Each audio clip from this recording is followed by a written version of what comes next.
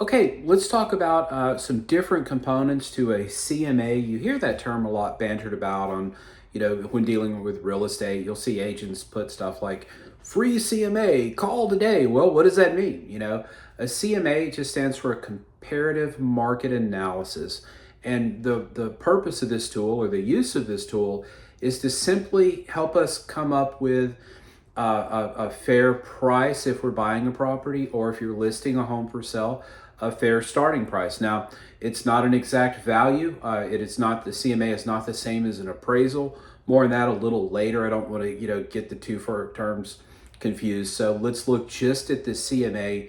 One of the first factors we look at is the physical features of the home. So the size, the location, it does have a garage, a carport, or neither. All of those things. We ask a whole bunch of questions about the property itself, and size is important. So especially in this condo market we're in here in Destin, Florida, because of potential rental income, a 2-bedroom, all things being equal, should perform better than a 1-bedroom. Now, that's not always the case, right? But all things being equal, it should be. A 2 should pull in more than a 1. And then location, again, in Destin, Florida, along the Emerald Coast, wherever you're at, there's a big difference. A regular a CMA value that's just spit out by one of these online portals, they may say, okay, let's look at homes within a half mile of one another. Yeah, that's comparable. Well, think about it. Imagine if you have a home that's literally on the beach, like here's the beach, here's your house, right? Then a quarter of a mile away on the other side of Highway 98, you ever played the game Frogger when you were a kid? That's what it would be like to try to walk across that street. You've got another house over here. Well, they're half a mile apart or less. They're comparable, right?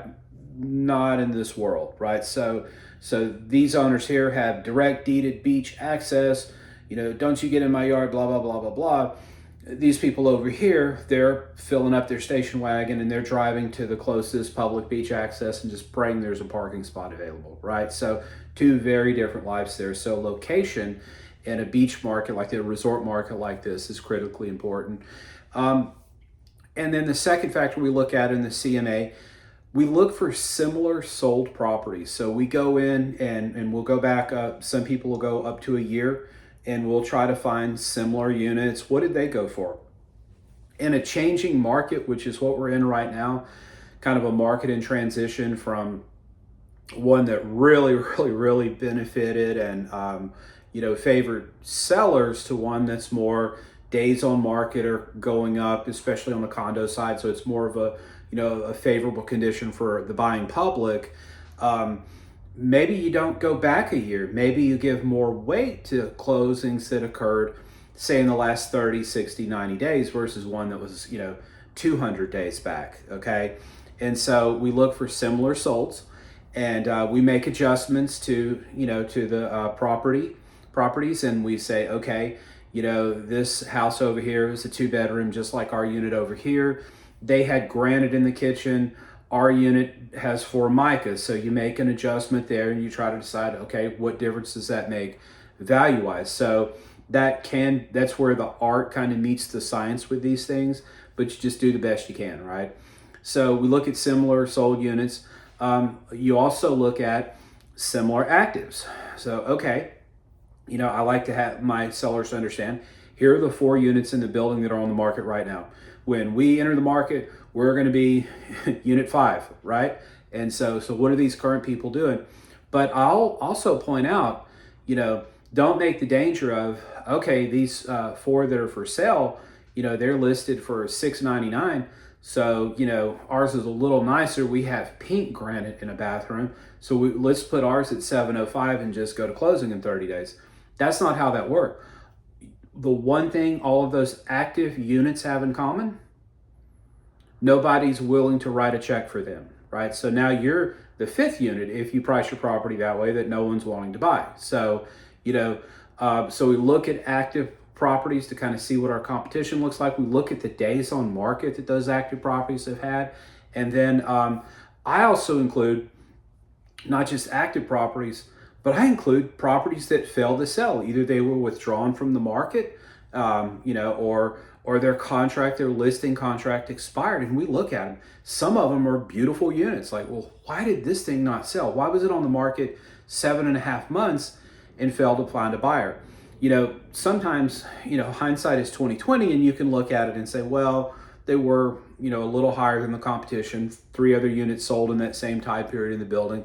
So I try to get my sellers to learn from, the experience that other parties have had in that building. And then the last thing to know about the CMAs is, we can utilize them for both a buyer and a seller, especially in a changing market. Back when it was a really strong seller's market, there was no CMA. It was like the asking price is $700,000. To be in consideration, we're going to need to be at $729,000, right? And then maybe we get it, maybe we don't. So, but in that shifting market, I take the time for my buyers when I represent them to actually do a CMA on the property. And then with my sellers, every month that we're on the market, I will take the time, invest it typically on a Thursday, and then report to them on a Friday and just say, hey guys, here's an updated CMA. Looks like the prices are falling a little bit, so we need to get ahead of that so that we're still competitive. And sometimes in talking to the sellers, their motivation will have changed. Well, Doug, actually our plans have changed. We no longer want to liquidate here and invest in properties in Chicago, and so we're just kind of happy to take it off the market right now. And honestly, I would rather that conversation than try to market the home for another 4, 5, 6, 7, 8 months when the seller's motivation is changed. So that's why it's important to have an agent that'll keep those line of communications open. And the last thing, this is really in a tip, just kind of an overarching thing. A CMA is not a professional appraisal. There are professionals out there called appraisers, and if I run into a property that's just unique. So let's say, I don't know how this would happen, but let's say we have a building of 2 and 3 bedroom units, and maybe this is the manager's unit, super's unit on the first floor, and it's 4 bedrooms. Well, CMA is not going to really do us justice on that. I might suggest to them, let's hire a professional appraiser, and let's have them, they go deeper, right? So they'll actually go to the courthouse and pull transactions that weren't publicly recorded. And so they leave no stone unturned. And so for their fee, which is very well earned, they'll go, look under some rocks for us. And so, or if you have, let's just say 100 acres of land here, which it's very rare to have such a large parcel of property and obviously a beach community. Well, you can't just pull up the MLS and look at the last 4 that sold. That's a disservice to everyone involved. So we get with a land appraiser and have him or her do an assessment. It may take them a couple of weeks even. And then that way we have a better starting point. And so the more homework and research we do up front, my clients have found, the less time we spend on the market. And guess what? The more money they end up walking away with. So if you want a real estate agent that will take the time to do things right and keep you informed throughout the entire process from bell to bell, my name's Doug Rogers with Remax Coastal Properties, 318-613-1994, or simply reply back to this message here and I'll go to work for you. Make it a great day.